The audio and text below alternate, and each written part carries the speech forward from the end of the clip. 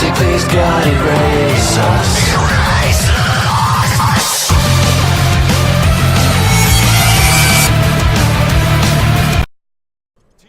What is going on, guys? It's Private Parts here, coming at you with another commentary this week.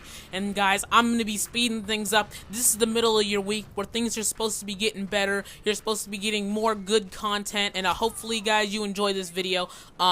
If you didn't know, I did upload another video this week, and I did take it down because you guys didn't like it as much. You guys got to tell me why you don't like videos so I can improve on my gameplay, and hopefully I can get better and get more subscribers, because that's really why I'm here, and I like to get people watching my content. So guys, this is going to be some Modern Warfare 2 gameplay. I'm sorry I didn't get any Battlefield gameplay. I was trying to get some, but it was just really bad, and I just didn't really like how it was turning out, so I just scrapped it and threw this in here.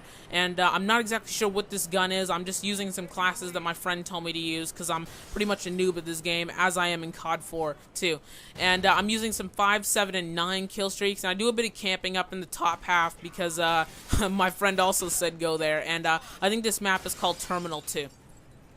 And today, as you just saw, I'm going to be talking about the Battlefield 3 Frostbite 2 engine. And I'll be getting a lot of questions about this from a lot of people. I even get questions from random people on the PSN asking me, what the heck is it going to do for us? What aspects of this Frostbite 2 engine are we actually going to experience in the game on the console?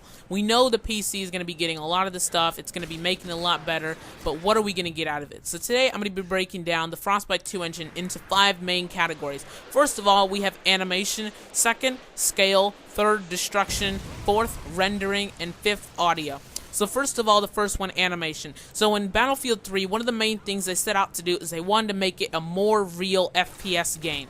And this is really, really important when you come into terms with animations. Animations can make or break a game. Your cutscenes with reloading or you jumping over a wall can really make a game better for the person that's playing it that may not have played this game, may not have stuck with it since like the olden days of Battlefield. So you're looking at things like when you pull out a knife, you twirl it around, maybe do some fancy cool stuff with it. That's what I saw in one of the trailers, and I was like, oh, that's pretty cool. That makes me want to pull out my knife and actually stab someone, which is a terrible thought. But anyways, moving on. And another thing is jumping over walls. You can see your legs push out in front of you. You're not just jumping over the wall head first like you are in most other games that I see, which is a bit weird because you would fall on your face and you'd probably be the laughing stock of the army. But anyways, and then the last thing I saw was the crouching behind walls. You can come up behind a wall and your gun will be in one hand and you can peek over the cover. You can peek over and see if there's any enemies there, and that's really interesting. So the second thing I want to talk about is scale. Scale is going to mean that you're going to have bigger places, more sort of just area to be in. And this is going to be really important in the game because you want large areas, but you also want interesting places to be. To be honest, in Battlefield 2 Bad Company, the places weren't that interesting. Maybe the snow-covered mountains would have a few shitty-looking buildings, and that wasn't really interesting enough for me. I enjoyed the game a lot because of the teamwork aspect and the gun-on-gun action, but I didn't as much enjoy the environments that I was in. This is what they're trying to fix in this game. They're trying to bring larger cityscapes. They're trying to bring Paris to life. And I know you've seen some Paris gameplay from Modern Warfare 3, and it doesn't really look that real. So they're trying to make this game a bit better than that, and they're trying to bring all these cityscapes that you've seen, all these areas, maybe even parklands to life a bit more.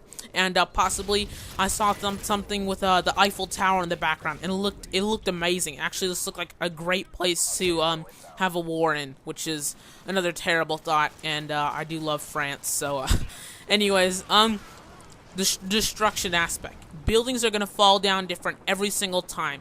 This is because of the Frostbite 2 engine and the physics aspect of this whole thing. Grenades are going to roll different ways. If you shoot a side of a building, it's going to chip off instead of start to just crumble down and just fall down and just sort of explode into little animation pieces. And when you're sitting behind cover now, when you start pumping someone with a submachine gun or probably an LMG most likely, it's going to chip away at the cover. So it's going to be slightly, like, a chip by chip sort of kind of process. It's not just going to be out of nowhere, boom, you're covered, gone, and you're out in the open and you have nowhere to go. So the third thing, actually the fourth thing, rendering. So rendering is going to make this game, it's going to make up for the fact that this game is not in 60 FPS like Modern Warfare 3 is going to be in. And this is going to be things like the shading, the dynamic, the sort of global illumination. A lot of you will know about that if you're an editor or anything like that. And the architecture. It's going to made to look like the architecture should be there, not like it's just some block house in the middle of nowhere that looks like it's out of place in the whole environment. And they're going to be taking real structures, real buildings from different places around the world, and they're going to be trying to implement them as best they can into the game so you can get this sort of dynamic, sort of scale feel to the whole game that you're playing. And the last part is the audio, as I said. And the audio is just going to be, you're going to be able to hear all the sounds clearer, better. You're going to hear things like bullets. Maybe you can hear things like in the environment. Maybe the wind. I don't even know what's going to be in it. But this is what they're just trying to do. They're trying to make it, the whole game, seem more realistic. That's what they want to do in this game. It's not an arcade game like Modern Warfare 3 is going to be. It's not just a senseless killing kind of game like Modern Warfare 3 pretty much. It's just going to be more team-based, tactical, smarter gameplay from players. It's going to make you think a bit more. So guys, we're going to be on the lookout for a beta from this game. September 29th, same day as FIFA 12, guys. I suggest you get that beta. That beta is going to be amazing, and it's going to be an almost finished game, and you're going to see a really great product. So guys, this has been Private Parts, another commentary with me, and thanks for watching, and peace. Mission accomplished. Well done.